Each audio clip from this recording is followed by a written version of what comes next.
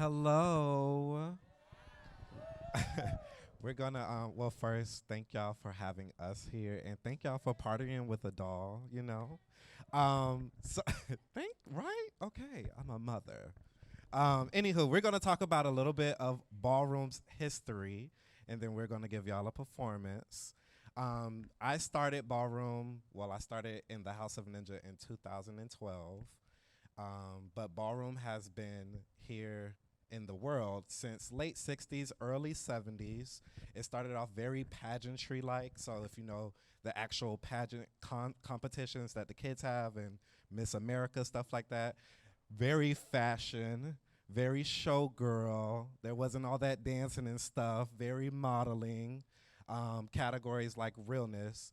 And then just when it turned on down the time, all these categories outside of fashion, realness, if I look at you, I can't tell that you're a gay person, or I can't tell that you're born a woman or born a man. There are trans men, trans women, and gay people that live out in the world everywhere. So these competitions are for those people. So they'll have these categories for realness to see if we could blend into this heteronormative society. They have categories like performance that came in, which started off as pop, dip, and spin. It was a category for, is now turned into old way, what people know about. And then voguing that y'all see now is what came later on down the line. That's Vogue Femme specifically.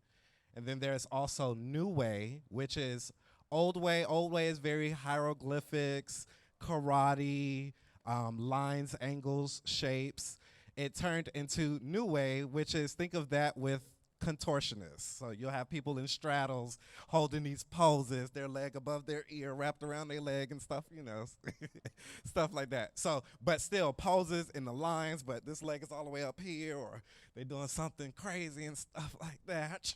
And then it turned into Vogue Femme.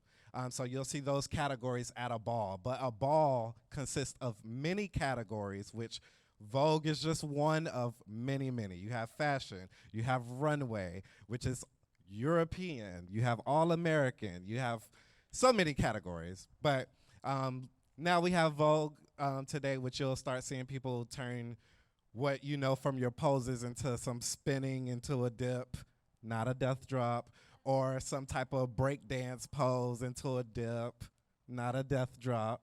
But yeah, so Wait, what is it not? and then we can vogue into a little karate kick into a dip, not a death drop. So yes, maybe I know in the drag scene, like if you're at a club and you see a drag show, I think they call it death drop because for a drag performance, that's probably just the name of the move for them, perhaps. But in the ballroom scene, the move is called a dip, D-I-P, like chip and dip. But yeah.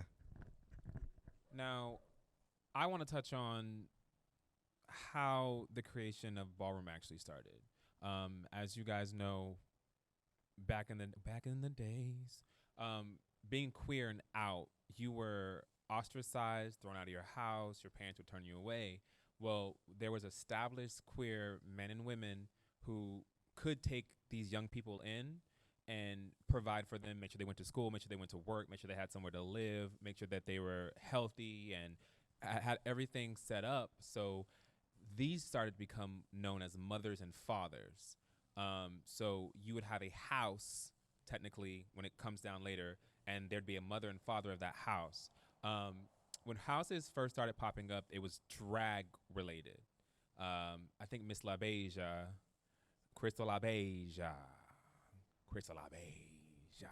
She was really a founding force when it comes to that. They would name the houses after either a parent at first or someone influential in that space.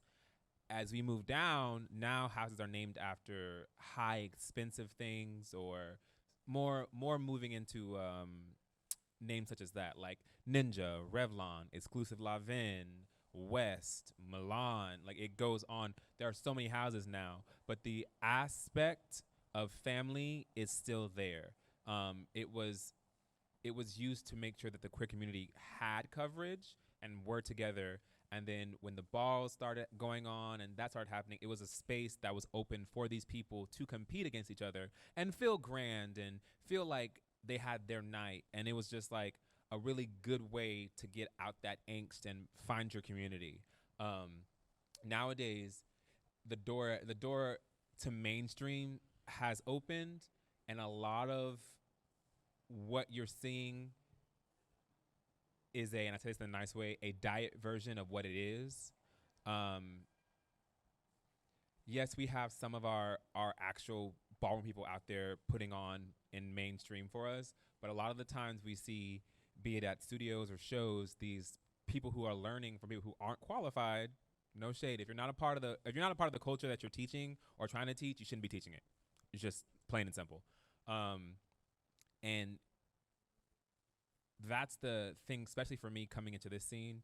They had this preemptive notion of what Vogue Femme was until I got here and was like, no, this is what it is. Nice to meet you. I Vogue down. Um, and then, of course, legends and up and coming legends started popping in, and the kids started to get used to it. And it's just an experience within itself. So, but from that thing, that small thing that you guys like, the voguing part, there's a whole culture. There is a whole reason. It's an oppressive state created a level in which a new art form was created. Yeah? Just remember that an oppressive state, which most art forms are now forming and have formed in the past, is from that. So you can enjoy it, but please remember where it comes from. Remember these people who are on the floor, gracing the floor and doing this, are showing you a part of them, a part of their culture that they're a part of. Yeah? All right.